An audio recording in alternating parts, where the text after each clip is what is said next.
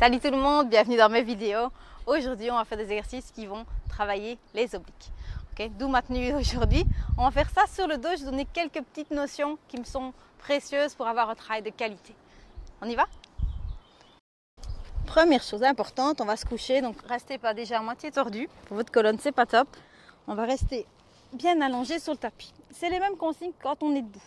Donc, on va essayer de se tenir bien droite. Alors, ici, on a quand même une différence entre la taille et les hanches. Okay? Évidemment, après 3 enfants, j'ai une fameuse différence. Donc, essayez de ne pas laisser la taille s'appuyer contre le tapis. Essayez de garder le bassin bien perpendiculaire. Déjà, rien qu'en gardant cette distance-là, vous allez déjà travailler vos obliques vu que vous n'êtes pas complètement relâché. Alors là, ça ne demande pas un travail énorme. Donc, on se tient bien à droite. On a tendance à aller mettre les pieds trop en arrière. Quand vous regardez vers le bas, si vous êtes pied flex, vous devez voir la pointe de vos pieds, puis vous ne regardez plus les pieds. Vous grandissez.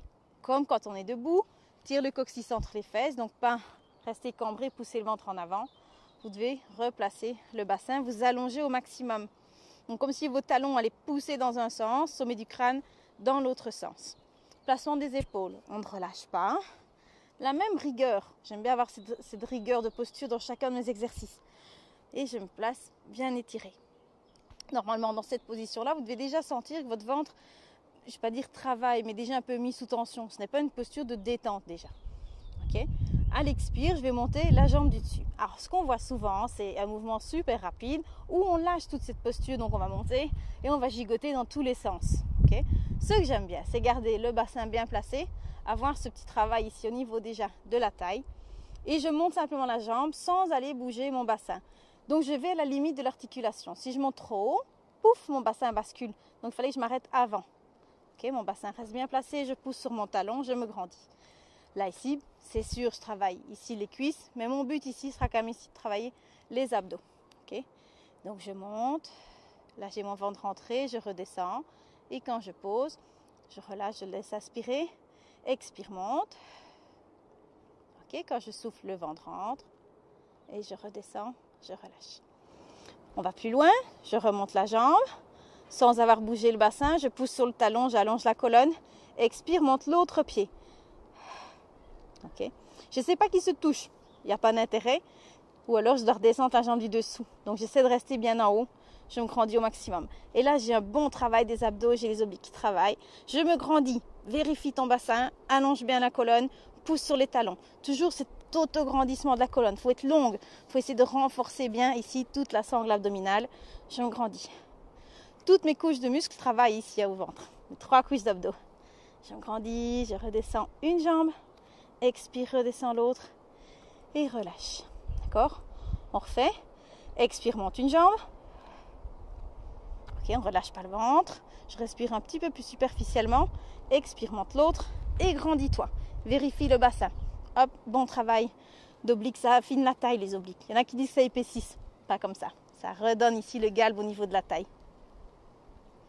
Et je redescends une, puis l'autre. Vous allez peut-être déjà sentir un petit peu votre jambe. Puis on fait de l'autre côté.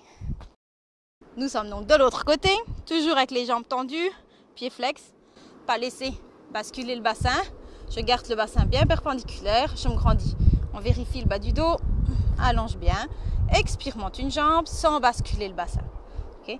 Ce type de précision-là m'a quand même bien aidé à retrouver un ventre solide après les 3 grossesses. Il ne faut pas essayer d'être trop vite, il faut essayer vraiment de renforcer profondément. Je me grandis au maximum, je garde mon ventre bien rentré et je redescends. N'allez pas trop vite. Expire, monte.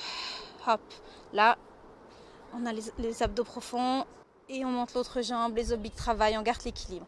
Si on veut aller un petit peu plus loin, on enlève la main d'appui. Encore une fois, je suis sur un sol qui n'est pas très plat. Okay, donc la stabilité travaille, vous voyez que je bouge. Vous pouvez faire ça chez vous, vous pouvez faire ça à la salle de sport. Essayez de chaque fois respecter la posture, l'épaule ne monte pas. Je reviens. Je pose la main, on pose une jambe et puis l'autre on relâche. On le fait plusieurs fois. Ok, on se redresse par le côté.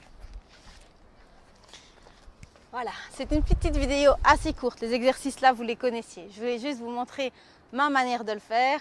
Un petit côté strict de posture qui m'est cher, qui m'a bien aidé à récupérer un ventre correct après mes 3 grossesses. On se retrouve très bientôt pour de nouvelles vidéos. Merci, ciao!